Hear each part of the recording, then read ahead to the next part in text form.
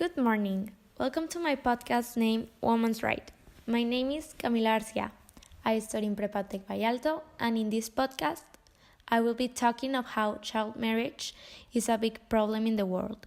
Also, I will be sharing interviews from people who are specialists in this subject and solution of this problem. So, let's start. It is very important to focus on girls and women to have the same right as men, but also focusing on stopping the abuse the men have toward the women, like rape, an issue that people do not take into account so much and that they think is not a major problem, is the child marriage. Child marriage. This problem is seen by a lot of parents something normal.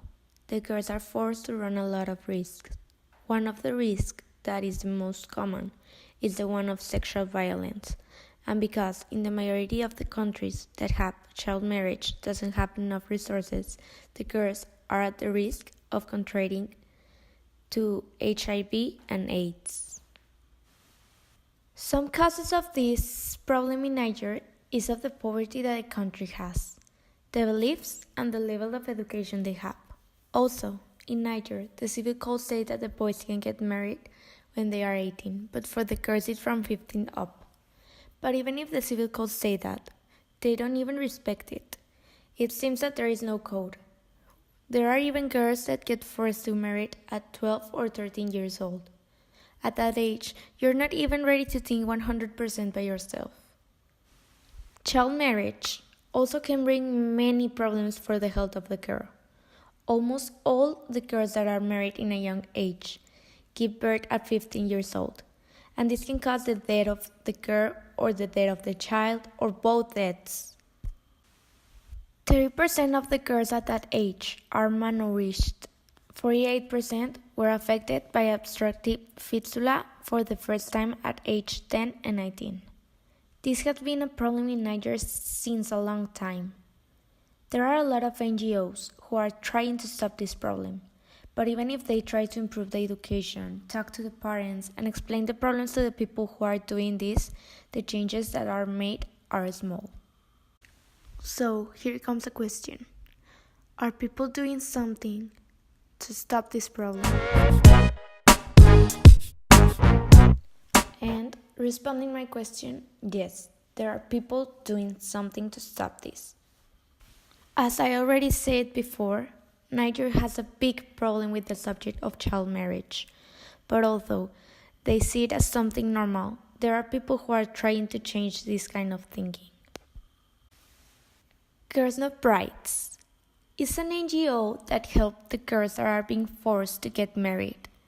This NGO is not only helping Niger girls, it's helping almost all of the girls in the world.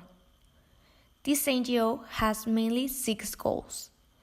The first one is to make the government start taking action of this problem. This will be made by the members of the NGO, Girls Not Brides. They will demand accountability, they will share facts, data, and experiences they have and try to involve the community so they have help from the country. Their second goal is to make this problem a global news. They wanted international actors to get involved and help them by spreading this problem and by calling international mechanisms. The third one is to make the community against the child marriage. The fourth one is to increase their funding. This will be made by accepting donations. The fifth goal is about learning. They want to educate all of these people so they know how bad this problem is and what is the right way to marriage. And the last goal is about partnership. They want to increase the capacity of the members of Girls Not Bride by sharing knowledge and experience.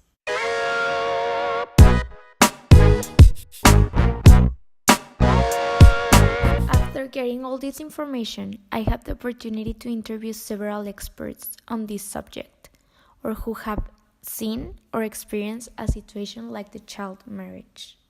Although the interviews will be anonymous, I can assure you that the answers I had were very helpful to know more about the subject of child marriage.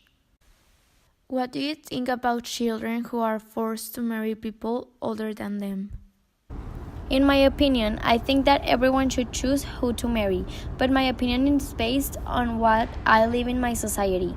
Many people see this as normal. For example, in the Maasai culture, someone's marriage is usually already praised when they are babies. And when the woman reaches puberty is when they get married. Also, we have another opinion about this. It is a practice that is still current in many African countries and not only. It is part of the culture of these countries that especially affect girls forced to marry adults and considers that the only function of women is to procreate and care for the family and therefore they must be young. Do you think that people are giving enough importance to the subject? Not at all. I do not think we have the dimensions of the problem because it is something that we do not see daily in our closest reality, and that also in Mexico there is this practice. What are some of the risks of this problem?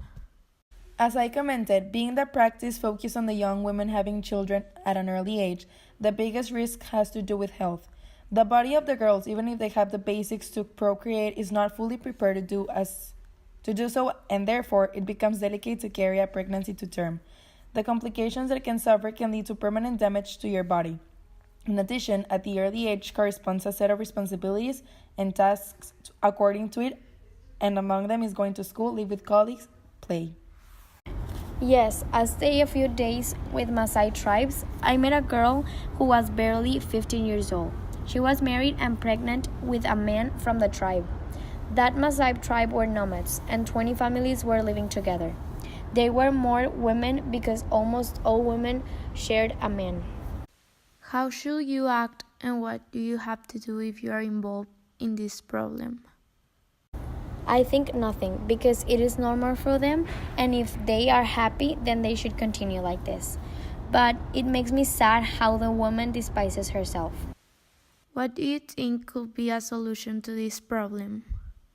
This deeply rooted practice can be combated with the intervention of different actors, both international and local.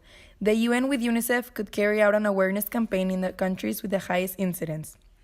The governments of the most affected countries should also emphasize the importance of girls studying and improving their living conditions instead of getting married. Non-governmental organizations could also do an important job of getting to know all the people involved that this type of practice implies and what problem it produces. All this would take a long time. We have to work constantly for many generations so that what is cultural changes in a definite way. We told them what it was like in our culture, and everything we told them could not be believed. They saw us as strange beings. One solution is to give more value to women because in this culture the woman is very below the man. Do you think that this problem in the future can be solved? Yes, but very, very far. There are still many Maasais in Africa and cultures that think like that. But I also had to live with Maasais who already went to university. They have a different vision of the world, and they do not think that way anymore. It is somewhat slow, but also the most ingrained customs can change. Much will depend on the perseverance and the effort of all those involved so that change is achieved. And a lot also has to do with the value that is given to women in all stages of their lives. That is what we have to work urgently. If you do not understand the value of women in society, procreate but also be productive in the economy and in many other areas, it is not going to be able to reach any profound change.